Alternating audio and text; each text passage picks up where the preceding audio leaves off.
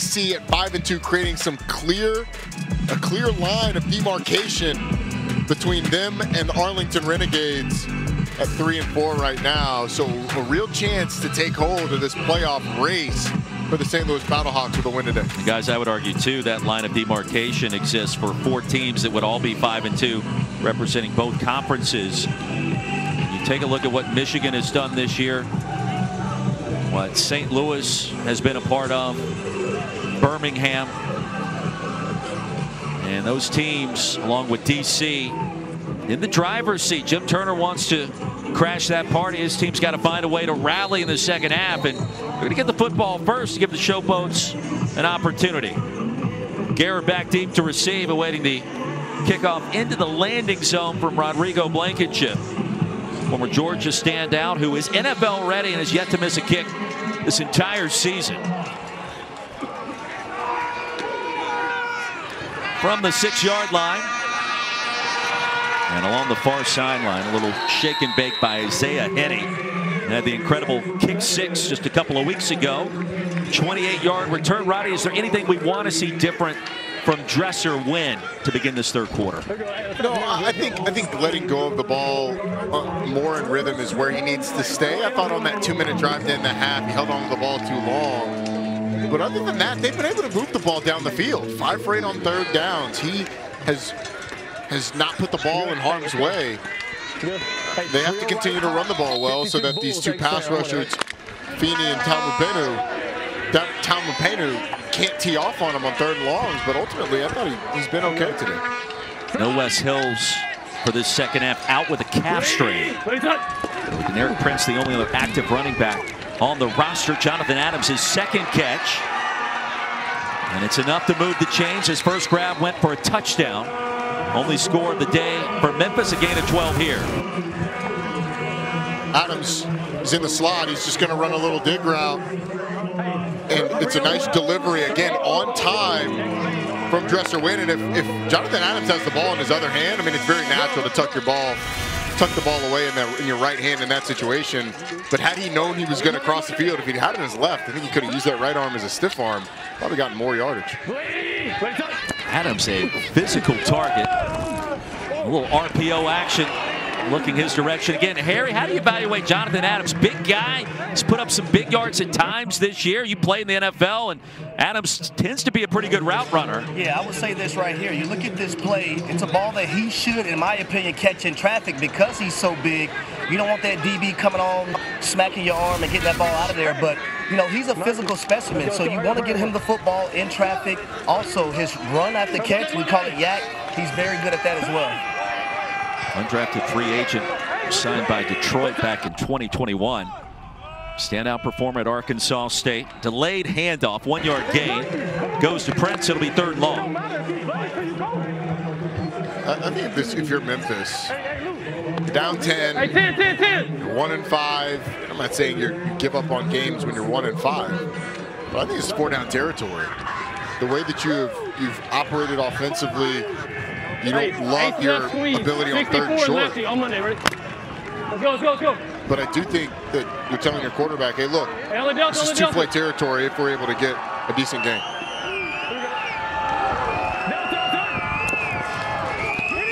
Here's Wynn. Quick strike looking at Adams.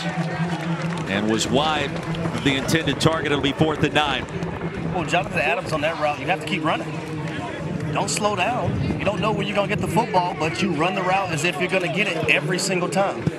Harry, how much of that is a bigger receiver that is typically outside? He does play in the slot, but playing in the slot more to try and get him open and just not understanding that. How much do you think that it is that aspect of it? Well, it plays a factor, but it's also good teaching tape, right? So when you get back in the meeting rooms or you get to the sideline, your quarterback will tell you, hey, I'm expecting you to keep running out on this route and not throttle down. Matt Mingle punts it down to the 12. Here's Pearson.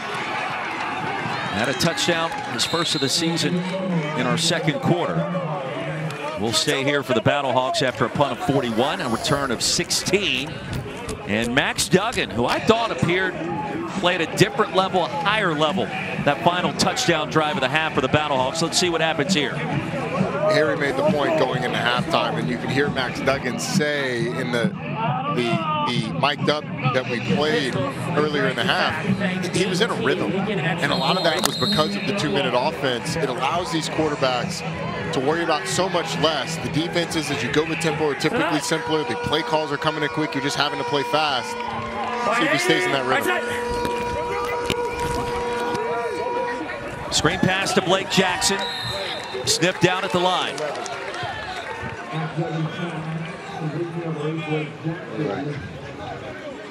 Trips right, 300 jet Purdue, X hot. Trips right, 300 jet Purdue, X hot. Hey, trips right, 300 jet Purdue, X hot. I'm already. Let's go hitch right now. Jarvion Howard, the running back. Will McGagan, the offensive play caller.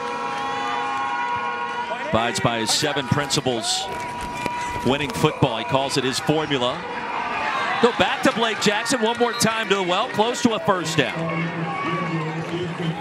Come out slinging with Max Duggan. Well, the ball was too much for my liking. But listen, I'll tell you this: if cornerback Mark Gilbert was actually looking at the cornerback, this probably could have been a pick 6. Yeah, when he broke in that ball, his eyes went straight to the receiver. But he probably arrived, Harry, earlier than he thought he would. I agree. 3rd and 1. 4 minutes in to our second half. Sutherland goes in motion. Into the flats. He'll retrieve it, pick up the first and a little bit more. So Jake Sutherland, 7th catch of the season, an 8-yard pickup on 3rd and 1. It's really nicely done by Blake Jackson, who's going to block the in-man on the line of scrimmage as Sutherland goes out. And the reason this is not offensive pass interference is because the ball is caught at the line, at or behind the line of scrimmage. No OPI, well done, well designed. And then first down for the St. Louis Battlehawks offense. So the catch made even a yard in front of the line of scrimmage, that's going to be an infraction. Here's Howard on first down, ahead towards midfield. That is correct, yeah.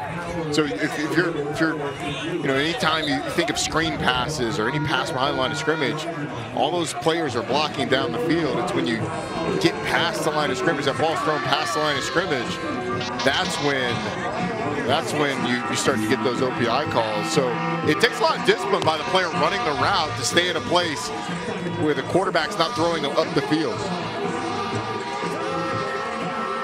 2nd down and 6. Sailors back in at running back for St. Louis. Duggan floats the screen pass. And a short gain bring us to 3rd down. As Sailors had to jump up to make the grab. Kyrie Woods brought him down to the turf. Just a little screen pass. Sailors going to come to the line of scrimmage and then leak out, get a couple offensive linemen in front of them. And it's not poorly played by this Memphis defense. Safety coming down, making a play, and big Boogie Roberts at 290 pounds able to get in the alley and finish it off. Boy, if you stop that right after he gets to the back of that drop, it looks like it's set up perfectly. Yes, it does. It's a great point. Jaron Horton, defensive play caller for the Showboats, done a nice job this year, including today. Quick delivery, and the pass was tipped to the line of scrimmage by Bronson. Gary Jennings was trying to break free inside the 40.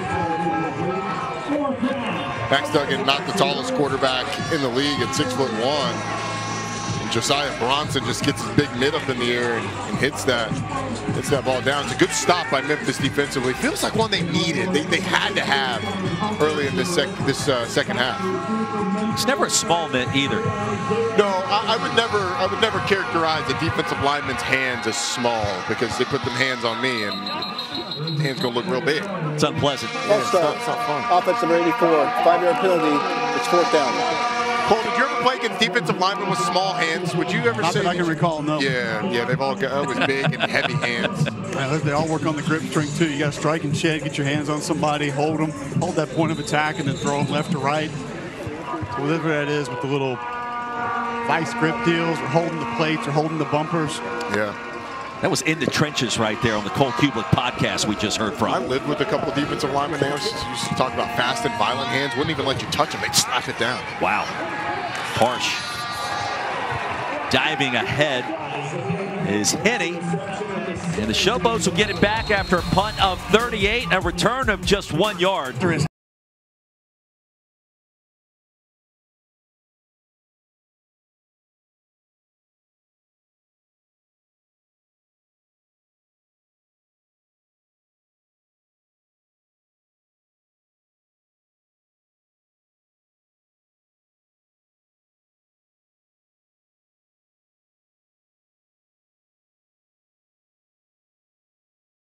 Hands. I ain't got you, man. So what is it all about? I say, man, these arms and this brain right here, man, that's how I made that play. See, it's all about intelligence and setting up your offensive lineman and getting a pass deflection on 3rd down for your team, right? Yes, sir. My man. Yes, sir, there. Happy birthday, Mom. Atta baby. Josiah Bronson played his college ball at Washington. And Eric Prince going to weave his way through traffic. Gain of 3. So what I take away from that interview, big brain over big hands. And Cole, you were telling us from an offensive lineman perspective, sometimes it's not the size of the hand in the fight. I think it's more about accuracy. It could be, big hand, small hand, strong, whatever it is. You know how to land your punch. That's going to ultimately give you that initial advantage, whether you're an offensive lineman or defensive lineman. You get your hands inside, you can consistently land it. We see tackles that bear hug guys all the time in their pass sets, or you see D linemen that get their hands outside the framework of an offensive lineman. You're going to get taken advantage of, and that's going to give me an advantage from a leverage perspective, a push perspective, and the perspective of being able to hold the point of attack. 3rd down and 7, halfway home in our 3rd quarter. A big play coming up for the Showboats.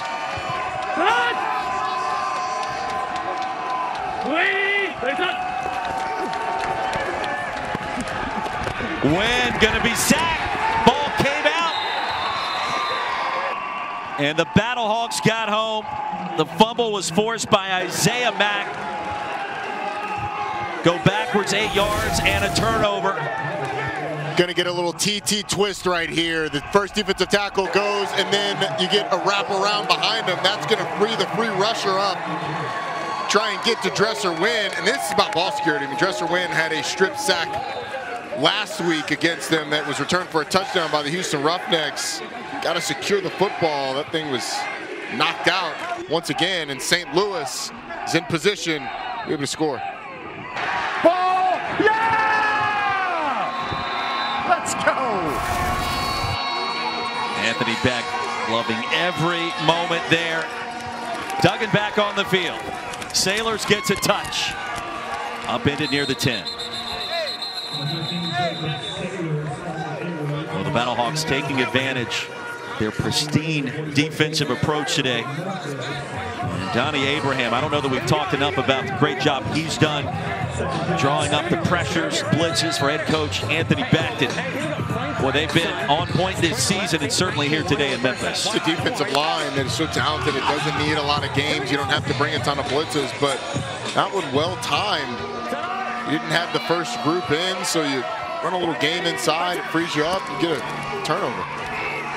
They're going to get it back to Blake Jackson, who wants to throw it. Jackson's going to run it now. And brought down behind the 15.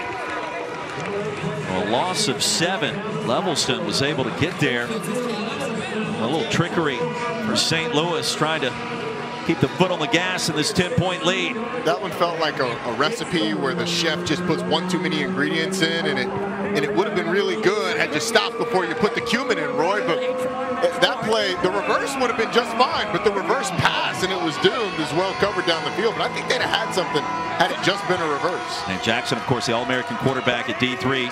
Harry Hardin Baylor. On 3rd down, underneath, and it's going to be intercepted. The Showboats catch a break, literally. Kyrie Woods back to the 48-yard line. New life for Memphis after Hakeem Butler couldn't haul it in. And the Showboats living on the edge, trying to stay mathematically involved. You're playing your zone. Talk about what you've seen and how you made the interception. First of all, it was a great call by my DC, Jaron. I was just in the right spot. Everybody was in the right spot. The corner made a nice play and broke up the pass, and I was just able to be right there to intercept it. At halftime, your defensive coordinator overstated how you guys needed to get some takeaways. How good does it feel for you getting that second one of the year? It feels great, man. I mean, this year we haven't been able to get the ball. It's been hard. We've been playing great defense, great coverage, and we finally got blessed. So I just want to shout out to God. This was him, and I'm just glad I was able to make a play. Anything you want to say to your mother on Mother's Day? Hey, Ma, I told you, Ma, I love you. Grandmother, I love you so much. All the women in my family, happy Mother's Day. Good job. Thank you so much. Originally out of Mesa, Arizona, played his college ball at San Diego State, tore his ACL. He's a senior in 2019. See him as a cornerback and as a safety in the nickel for Memphis. Gave a shout out to his DC as well, Jaron Horton. Loss of 1 yard as the Showboats get it back. When do we see a shot from this offense for Memphis? I think you have to at some point. Expected it kind of on first down after the turnover. Maybe our TV timeout threw off the mojo of the shot. But I think at some point you have to push the ball down the field, see if you can make something happen, especially with a big receiver like Jonathan Adams. Trailing by 10. No West Hills in the second half. Prince the only running back available. And Dresser Wynn's going to complete the pass inside the 40, and it goes to Loxley. Third catch of the day and a gain of 14. He came in with 4 catches this season, did Kai Loxley, and his 3 catches have been big, all of them. Good on-time delivery by Dresser Wynn, who if he waited any longer would have been greeted by St. Louis Battlehawks defender in his grill. That's the second one on that out route. We call that a semi, a 12-yard speed out. There was speed and great hands involved there, Harry. Dresser Wynn buys a little bit of time, and it's going to end up absolutely golden to Adams. Racing inside the 10. Gain of 31. Yes. Hey, here we go. Cheesecake, cheesecake, cheesecake, cheesecake, cheesecake, cheesecake. Sounds like me ordering dessert. Strawberries on the side. Let's find out what Noel Mazzoni dials up here. Just inside the 10, first down and goal on Prince. I don't think so. Travis Feeney was there.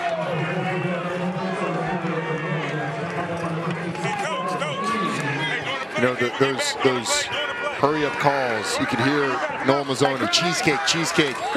That has everything packaged into one thing. It tells everybody everything they need to know. Formation, play, checks, all of it in one word, delivered to the quarterback and to the entire offense, really. And Roy, you like that plain cheesecake, talking about some strawberries. I want Snickers cheesecake. That's Snickers cheesecake. Yeah. Be fancy. Even sweeter on Mother's Day, Harry. Towards the end zone, nearly picked off, and Dresser Wynn wants that pass back. Ontario Cole returning to his hometown in Memphis, the former Louisville standout, nearly had the pick. You're going to see the route come across the middle. This is another one of those that Harry was talking about. This ball's got to be up near the crossbar. It's behind the receiver. It's low. Just a dangerous throw by Dresser Wynn.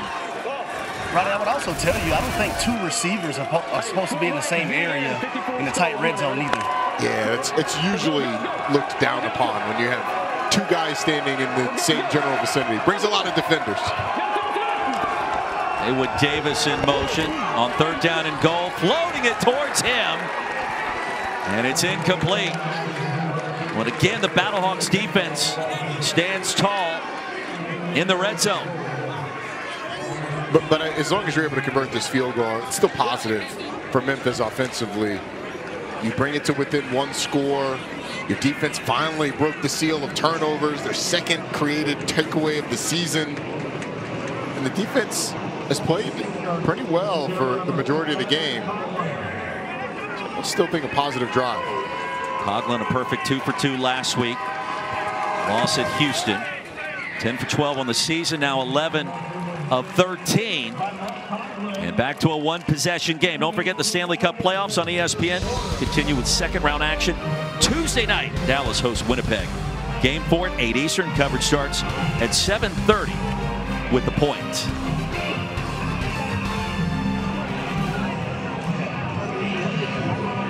And a happy Mother's Day to all. Yeah, there's Philpott family, my wife Abby, Piper and Phoenix. Love you guys. Can't wait to get back home. We'll see you later tonight, but happy Mother's Day indeed for all. Happy Mother's Day, Abby. Happy Mother's Day to my mother, Angel, my wife, Jackie. Great picture of you guys we saw earlier. Thank you. Can I also say this, guys, about all our wives, significant others, you know, who are mothers? They actually have extra kids in the house with us. I mean, every last one of us. You said it right, yep. I tried to give the best Mother's Day gift of all, and that's getting one out of the house today. Brought her with me. She still hasn't made her appearance on the broadcast, Cole. We eagerly await it. She's asked multiple times. And you're definitely going to get bonus points for that, Cole. We all need bonus points these days, don't we? Here's Blake Jackson from inside the 5. The hurdle. And shoved out. Just shy of the 30-yard line. Penalty marker comes in late, too. Okay, yeah, holding during the return. During the return, what number? Going 26. 26. And here's the end, so it's the same spot then. Yep. During the return, holding, receiving team number 26. 10-yard penalty from the end of the run. It's first down. Referee today, Brian Banks, and the infraction brings it back. We got a lot of time left in this game. Memphis trying to be the hang-around team in the postseason picture. In St. Louis, well, we know how good the Battlehawks have been trying to win their 5th game in 7 tries. Man, again, it's this defense under pressure again. Come up with a stop. Try and let their offense go back to work. Back to the workhorse, Jacob Sailors, tripped up near the 24 by Eli Walker. 5-yard pickup.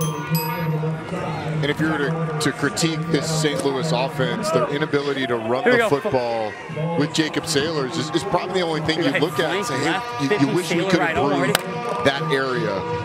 Good start, though, on first down with a nice game.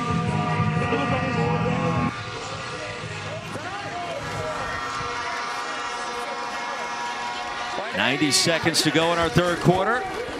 Duggan, pockets clean for now. Floats one deep, man-to-man coverage. Jennings comes up with the catch.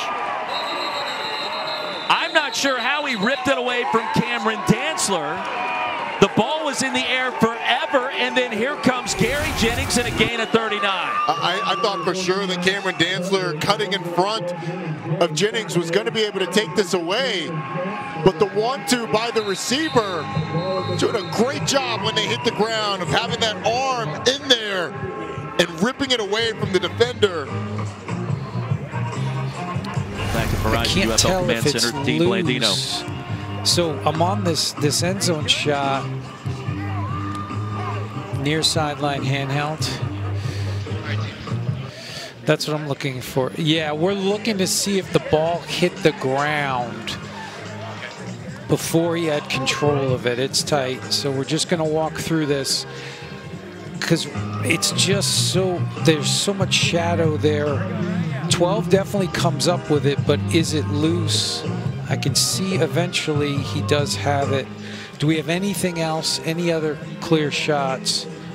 That's the only other shot. Yep. I just don't have enough to change it. Okay, after review, the ruling on the field stands.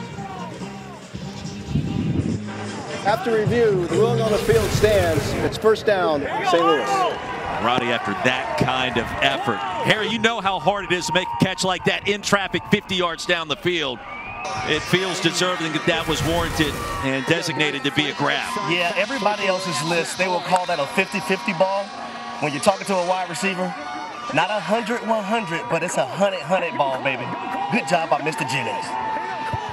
Out of West Virginia, Stafford, Virginia, 6'1", 216, playing bigger than that frame on that reception. Sailors to the edge. 2 penalty markers come in. Flag, got a flag. All right, guys, hey, we got 2 flags. Let's just make sure. Well, the result of the play is a first. Okay. 75. 75 holding. Previous spot foul. Okay. Holding. Offense number 75. 10-yard penalty from the previous spot. It's first down. Jared Jones-Smith negates a 7-yard gain by Sailors on the ground.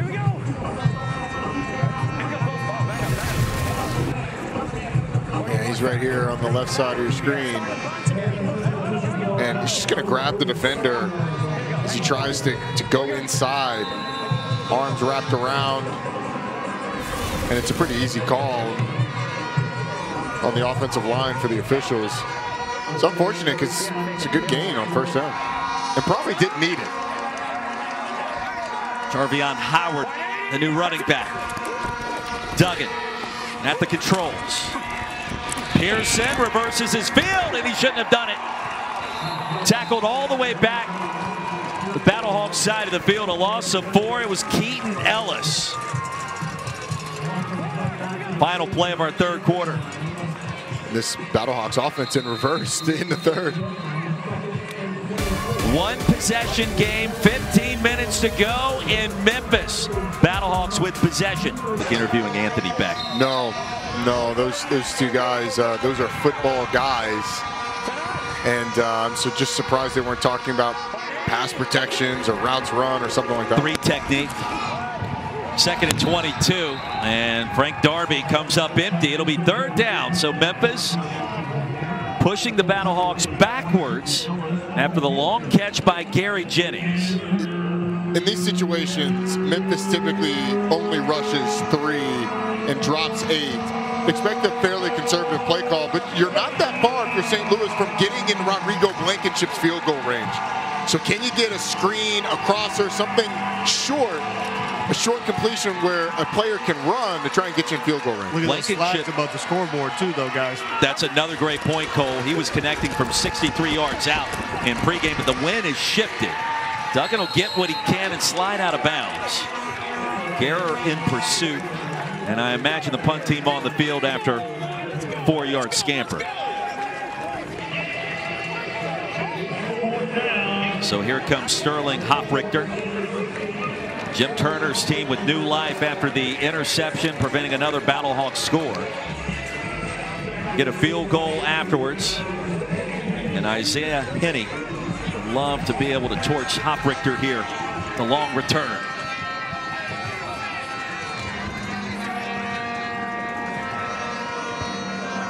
Battlehawks 4.5-point favorite. So that line closed shortly before kickoff. Henney gets away from it and whistled down at the 14. Let's talk about the odds for scoring on this next possession for the Showboats. Aaron Dolan, our sports betting analyst, joins us now to talk about it. Aaron? Well, you can live bet this next drive right now. What's interesting about this is currently we see punt as a heavy favorite, but take a look at other +600. We've seen other cash from Memphis 4 different times in this game, which is absolutely abnormal. That happened on turnovers on downs as well as a turnover and the end of half. But that's something to take advantage of right now because typically you don't see that happening in the UFL. Interesting. +600 on the other. Roddy? I mean, other is sort of a blanket, an umbrella that covers a lot of others in there. I don't know if I'm taking the other, though. They've been moving the ball pretty well last few drives. Dresser win back on the field. They'll set up the screen the opposite direction. Deneric Prince chopped down. Fadukasi, no gain on the play. It was really well read by the St. Louis defense. Olakule, Fadukasi, all over it. 2nd down. 2 minutes into the 4th.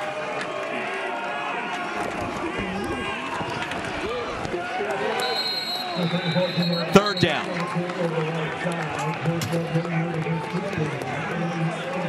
Hey, down. Cue with the homecoming. Mr. Cole from Memphis. Mic'd up today for us. Hercules 53. Hey, Hercules 53. Regular.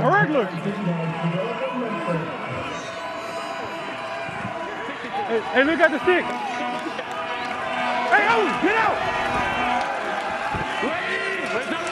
On 3rd and 9. Win off the back foot. Crossing pattern is there, and that's about it. Isaiah Washington stopped by Cameron Kelly, gain of 5. Well shy of the line to gain. The twist on both sides of the defensive line that creates the late pressure. Dresser Wynn has to just check it down. And a good stop, a quick stop by the St. Louis defense. I mean, that drive really never got going for Memphis with anything that looked threatening. A couple of runs, it felt like you would see maybe a little bit more in that sequence. Yeah, I mean, obviously you don't design the runs to go for the gains that they got. But no gain. Nice job by St. Louis defensively. Jacour Pearson. A stutter step. Retreats for a moment, ushered out near the 41. Go! Yeah! Well done, baby!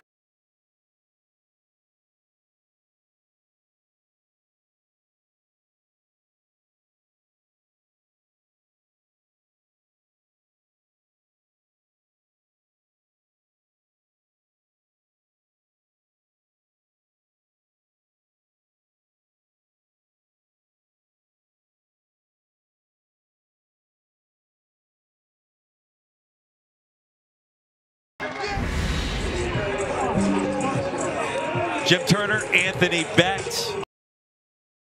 All access here in the UFL. 16-9 ball game, 11:41 remaining. Back in Memphis. Battlehawks out in front of the Showboats. Great sound and a great season. And Howard twisting and turning ahead. Check in again with Cole Kublik. We've got backup quarterback Brandon Silvers here. Fresh off flipping houses. How's that been going? Been going good. Going real good. All right, well, tell us. You don't have to give us a play call right away, but just kind of what you see from the defense, and then you get the play call on your helmet. So maybe what our viewers should be looking for. I didn't get that last play call, so we're going to have to wait for the next one. You just tell me defense you see. What would you run here? 4 birds, for sure. That's an air raid guy for you right there. 4 birds, nothing to it, all 9s. Yeah.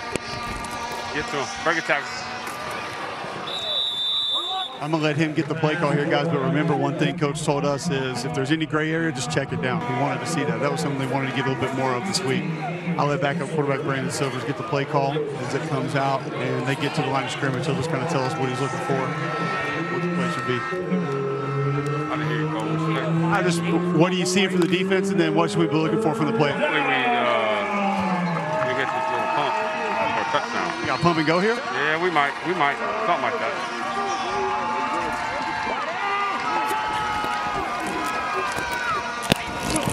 There it is. Deep delivery. Nearly intercepted, looking for Pearson. Mark Gilbert in coverage. And these are the plays that Jaron Horton, the defensive coordinator for Memphis, has been begging his team to make. I mean, you're right there. You get both hands on the football, and it's going to end in a punt, but I mean, those are the types of plays that Memphis just has not been able to make on a ball that's underthrown inside. It's a gift. They're not able to take advantage of it. Jaron Horton, the DC for Memphis, has the best hair in the UFL this year for any coach. He said, we got to make more splash plays. Hey, well, I'll tell you guys, we've been here before. Coach Becht's kind of taking a look here, trying to get some information. The flag is on the field, the challenge flag. 14 that was covering. He's hooking him around the waist. Hooking him around the waist, and he's grabbing him as he's trying to accelerate to the front. Okay, so you get defensive holding or you get defensive pass? We want defensive holding, right? It's a defensive holding, yes. All right. 14. You have to be specific here. St. Louis is challenging that number 14 of Memphis held their player.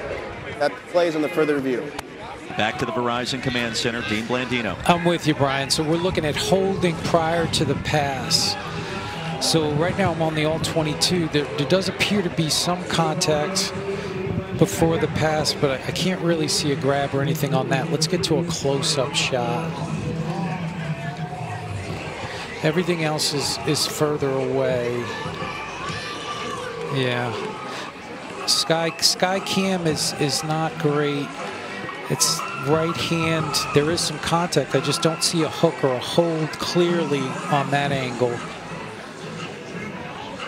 Yeah, that's what I'm on. I'm on the far handheld. Okay, so here's a better look. There's a reach, but again, I just don't see a grab. I'm looking for a hook or a grab, and I watch it at full speed. I just don't see enough there. Okay, after review, Brian, There is no foul for defensive holding. The challenge is unsuccessful, and St. Louis is charged a timeout.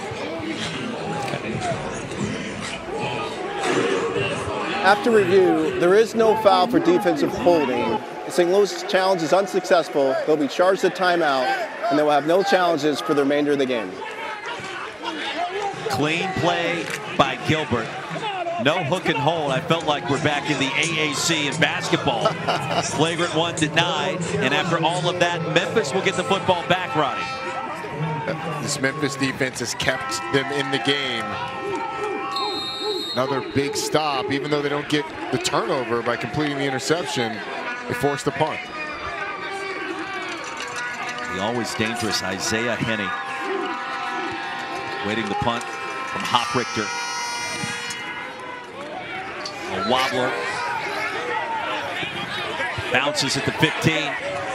And then caught successfully near the 6-yard line. Now the St. Louis special teams on full display. Don't forget, 2025 UFL Championship will be played on Saturday, June 14th in St. Louis. Tickets start at just $29. You can buy them online at ufl.com/tickets. Can't be in St. Louis for the championship. Need you to watch on ABC, June 14th at 8 Eastern. Got some separation in the divisional standings, and perhaps as many as 4 teams, all with 5 wins after today. Memphis would like to change that right here on this drive. Yes, they would, but St. Louis is aiming for that championship game to be a home game. As you saw in the USFL conference, you've had Birmingham and Michigan really elevate themselves as the clear 2 favorites, and if St. Louis wins here, they will follow DC as one of the clear favorites in this conference. Jet sweep along the right side to Adams. So, guys, I also want to say this. On that punt that just occurred, Isaiah Henney, as the punt returner, you have to fair catch that football. Yeah. It bounced on the 15-yard line. You cannot allow that ball to bounce, and now your team is backed up inside of their own 5-yard line. Harry, what yard line were you taught to let the ball bounce? So you put your heels on the 10-yard line, and you do not back up. Yeah. Anything in front of the 10-yard line, you catch. That was ours as well, and he was well ahead of the 10-yard line.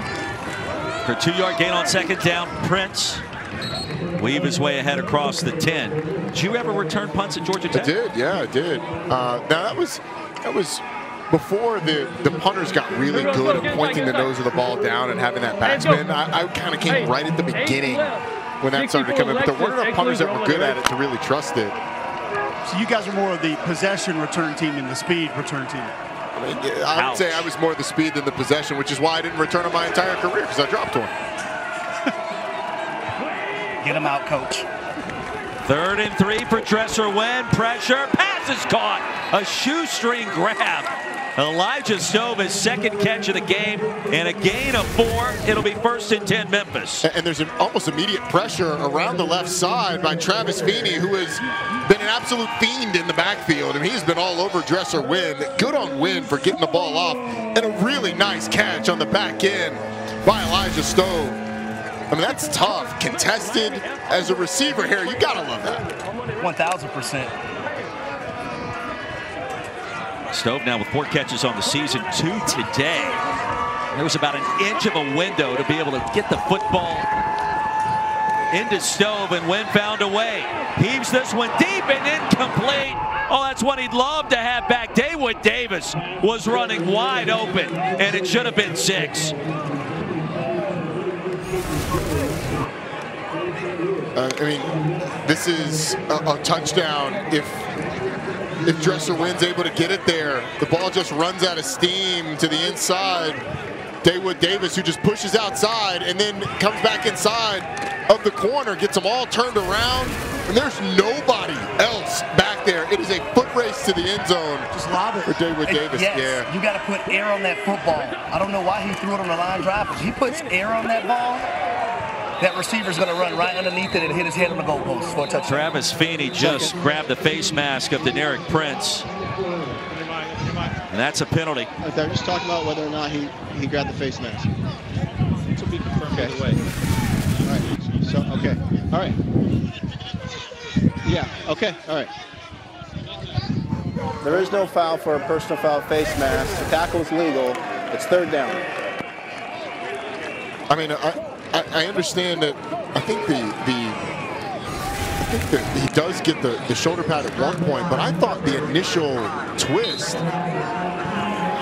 I think the wrist sort of catches the helmet and has the head turn. The head turning is sort of the indicator that you think it happened, but I think the actual grab happened on the upper chest, so which is legal. Yeah, which is legal, absolutely. And when you see that twist on the pull, you automatically assume a face mask infraction. They pick the flag up.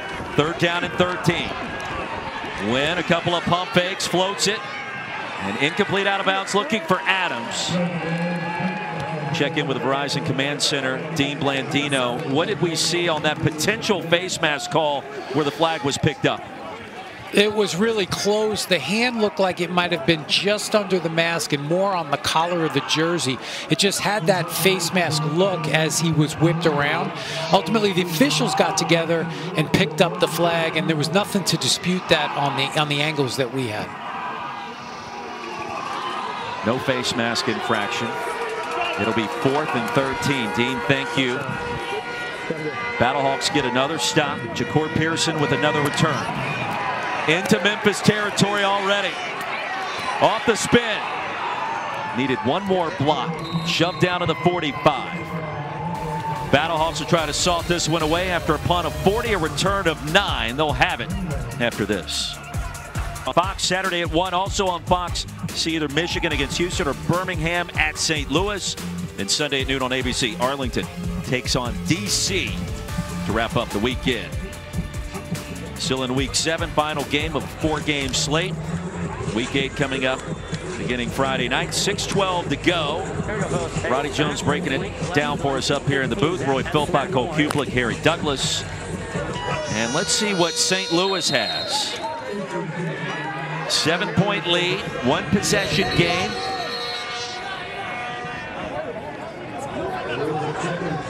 And the Super Challenge flag is out from the Memphis sideline. You can't tell if it's 5 or 6. Our number 32 got blocked in the back by their number 5. Their number 5 or their number 6. Yep. Number 6. Number 6 for them. Blocked out number 32.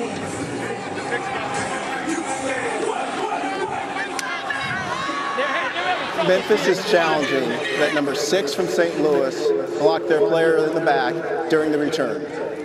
That play is under further review. Back to the Verizon UFL Command Center. Okay, so we're looking at these 2 players right here at the hash.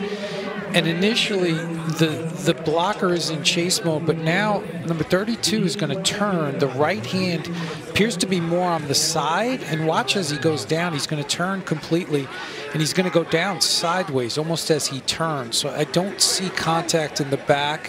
Which angle do you have? Low right end zone. Here's a closer shot of it. I want to see that contact. Again, there's the hand there, but as he goes to the ground, the contact, he's turning to the side. I just don't have enough. Yep, I'm going to go to this angle here. Again, I'm looking at contact. All right, from that angle, the contact does look like it's more in the nameplate. But as he's going to the ground, again, I just see him turning to the side. Got any other angles? Okay. All right, after review, the ruling on the field stands, Brian. I just don't have enough to make this a block in the back.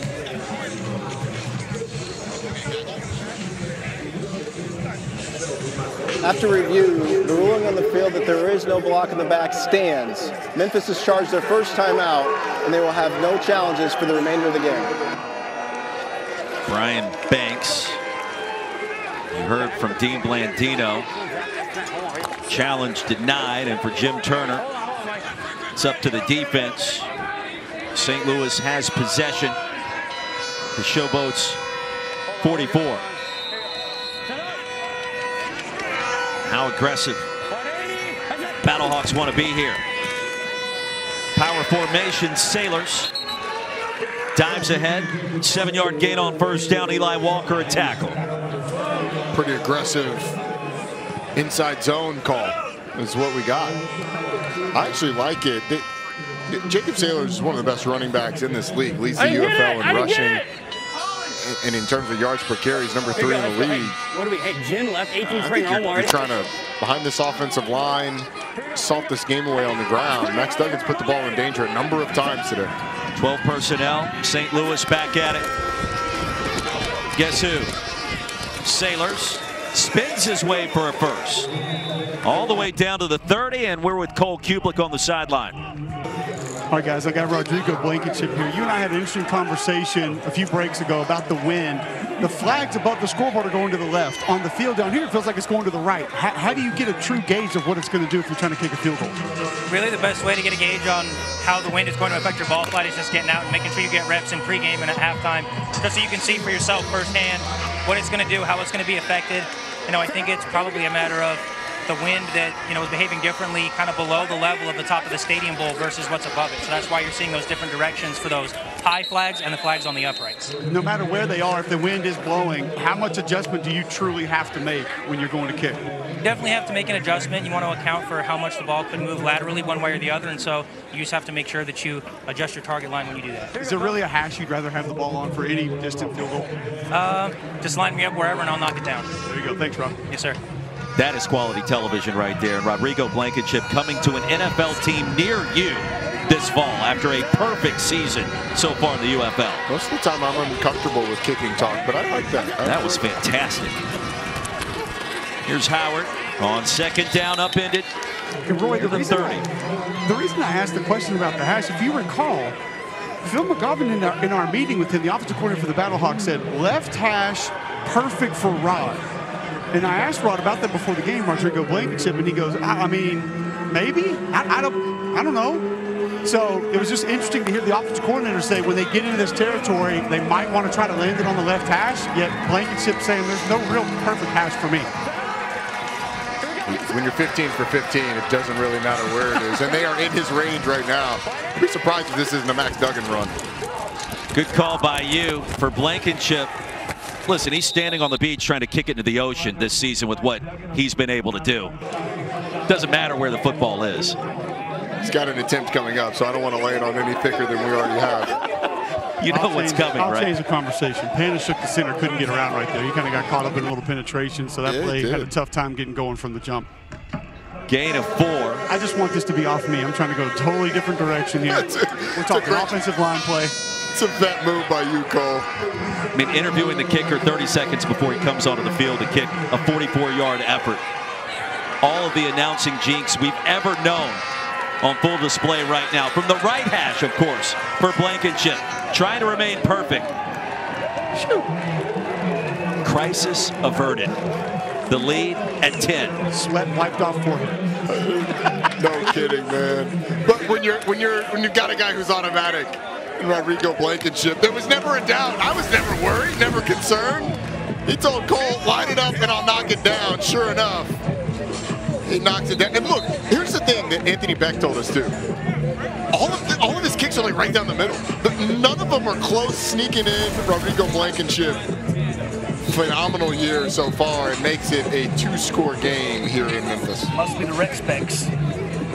Rod Squad. I think it makes him more endearing. It certainly gives him more credibility when he starts talking about the adjustments to make. A one-word answer from all three of you right now. Rodrigo Blankenship, the most NFL-ready prospect that we've seen the UFL this spring. Roddy? Yes. Cole? I just can't give that to a kicker, I'm sorry. Harry? Yes, and Cole's a hater. I'll go with Hakeem Butler. Hakeem Butler did make me pause. Also a couple of centers in there that we've seen that I think have a good shot to get into the league, including Mike Panashuk, who's had a nice year. Let's not forget Jake Bates last year for the Michigan Panthers and what he was able to do for the Detroit Lions this past season. That kick, a bit of a jinx. There's our jinx. It goes out of bounds. Okay. Free kick out of bounds. Kicking team. Ball placed at the 40-yard line. It's first down. Costly infraction. They'll move it out to the 40. UFL rules after the kick. Karams out of bounds from Blankenship. Harry mentioned the specs. We got a young kid in our Little League that plays named Liam. And he's got the little like rec spec glasses. And I was like, yeah, just like Chris Sabo. You want to feel old when the other dads say, who? Oh, wow. Like, come on, guys. The true definition of pain. I also was going to say who. Chris Sabo for the Reds? Third baseman? Forget it.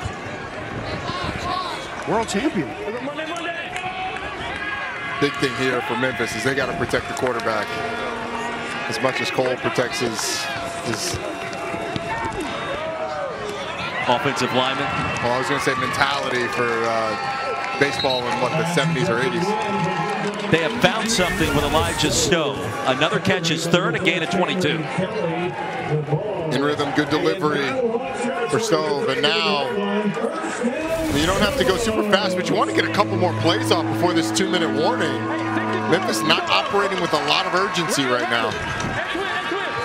Well, ironically, both of these offenses and quarterbacks have done better in the passing game when acting in the 2-minute drill or with the sense of urgency. And the rhythm has been there. Duggan at the end of the first half, and Dresser Wen trying to start something here. Trailing by 2 scores, even by UFL standards. Wen, backside pressure, ball comes out, it pops to an offensive lineman. Well, Travis Feeney forced it loose. The tirade towards the quarterback, and here comes a penalty marker in addition to our 2-minute warning. Forward pass that was caught by number 72, so we have illegal touching. I have a... It did? Okay. Okay. Thank you. All right. Go at the end of the play. Yeah. Yeah. Second down. The forward pass hit the defender's helmet prior to the lineman touching the pass. Therefore, the play was legal. Timeout for the 2-minute warning. No penalty. The lead remains. Battle the Cleveland Guardians. 7 Eastern tonight right here on ESPN. Baseball Tonight leads off right after the conclusion of our game in Memphis. Schwartz, he gets up. You know, he's been bad lead off. You see him up there, and he's smacking home runs. Yeah. Must see TV, right? Must have a torpedo bat. They still make those? Yeah. You're still using them. Absolutely. Back to live action. Memphis trailing by 10. Dresser Wen will buy some time. Heave it deep's got him in. Adams at the goal line and incomplete. A lot of contact with Cameron Kelly. Hold defense number 3. Hold defense number 3. Defense and a flag down. Holding defense number 3. 5-yard penalty from the previous spot. Automatic first down. So Chris Peyton Jones, CPJ.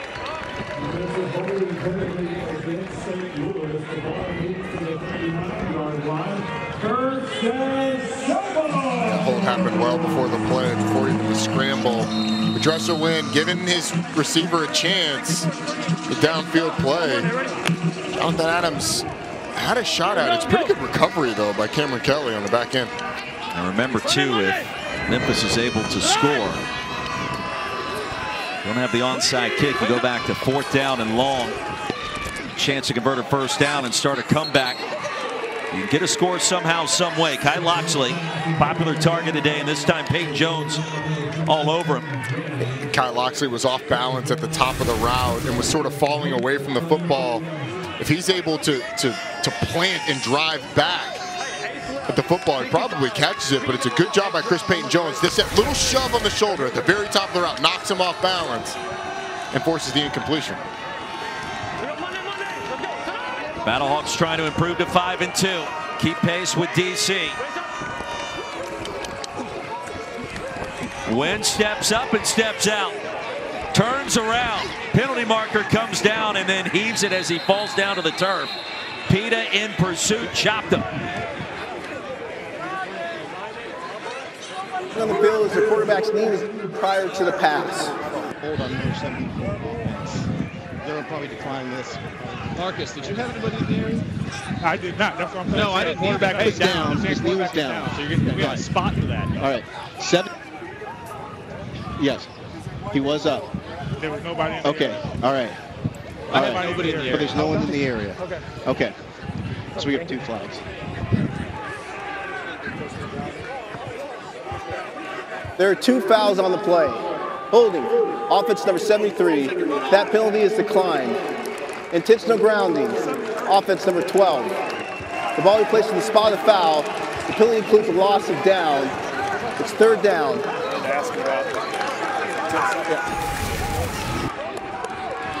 Well, the discussion was whether or not there was a player in the area. Ball clearly does not get past the line of scrimmage. Dresser Wynn looks like he was up. And now, yeah, that ball clearly gone before he goes down. Now the question is, will they want a 10-second runoff? It should be a 10-second runoff with this as well.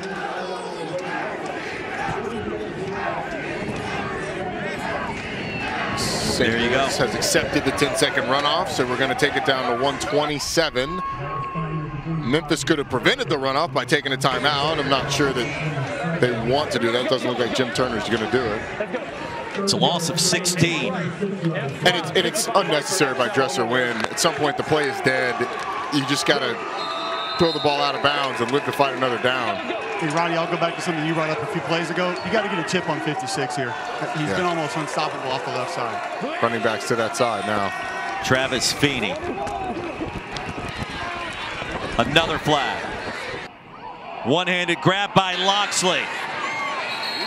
Well, he shows you the hands and the Jets afterwards. This one likely coming back. Hold on number 74. Number 74. Offense. 74. Offense holding. Holding. Offense number 74. 10-yard penalty for the previous spot. It's 3rd down.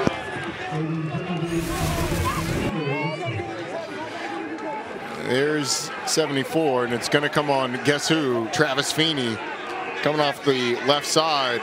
That arm just a little too high, gets wrapped around the neck. You got the chip Cole was talking about, and it actually helped Dresser Wynn be able to step up in the pocket. But when you've got the crook of your elbow and the Adam's apple of the opposing player, it's not generally going to go unnoticed. Yeah, last couple of sets, he's given up after about 2 kick sets and then just opened up to the sideline. And Feeney's gonna run right down the middle of you at that point. You're not gonna have many options as to how to try and get a stop. You got to continuing gaining depth with that set and not opening up your hips. Feeney was a former 6th-round draft pick by the Steelers in 2016. 32 years of age. No NFL action yet. Played with Washington Huskies, the old Pac-12. Seen time in the USFL, CFL. If you're Memphis, you don't treat this as 3rd and 36. You treat it as 3rd and about 18. Try and get half of it back because you're going for it on 4th down. And a game on the line here. Wynn flings it against his body. And the pass is incomplete. Haywood Davis probably should have had a touchdown earlier in this quarter. The coverage by Dennis. 4th down and a long ways to go. What do you draw up here, Roddy? I was just about to say, there's not a lot in the playbook for this. My assumption is that you're going to get some sort of crosser and then you're going to play the lateral game, or you're just going to have everybody run verts, pick your favorite matchup and throw it up. But here, you're the receiver. What would we're going to listen to the coach, but I want to hear what you're going to do here. You're going to put it on me. Throw it up. All verts.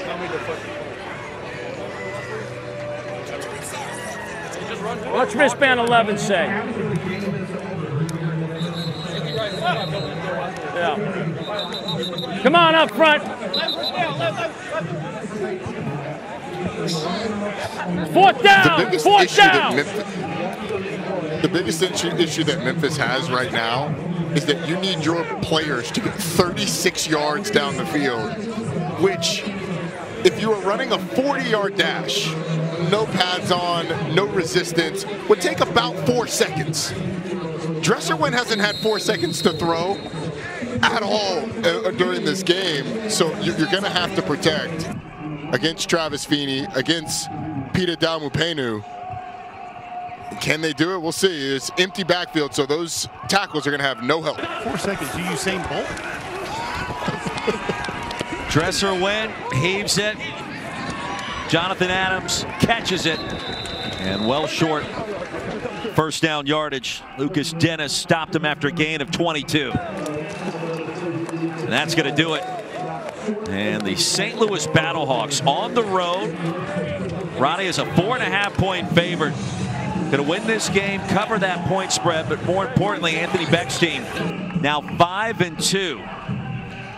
It hasn't been pretty fairly often for this St. Louis team. I mean, this is a team that won 12-6 a week ago, going to win 19-9 this week in a game that they really had multiple opportunities to put this game away. Weren't able to do it, but that defense all season long, I mean, they've given up 15 points the last 2 weeks combined. The pass rush, they did it without two of their best players up front. So this defense is formidable enough to be able to win a championship. They really are. And if Max Duggan can continue to develop in this passing game, I think you have to look at St. Louis as one of the favorites. Yeah, Battlehawks head coach Anthony Beck called last week's win grimy. He reiterated that to us in our midweek conversation. And this victory will fall in line with that description, and perhaps a bit more explosive. We saw a little bit more from Max Duggan in the 2-minute drill. And the Battlehawks now 5-2 after this impressive win. And the defense absolutely lights out against the Memphis Showboats. I think you got to give Memphis' defense credit. They created a turnover.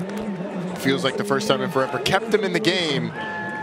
Let's go down to Cole with Coach Beck. Coach Beck, you challenged your team at the half, wanted to finish. They were able to come out and get a win. Why were you able to get it done in the second half? Yeah, it's a gritty bunch.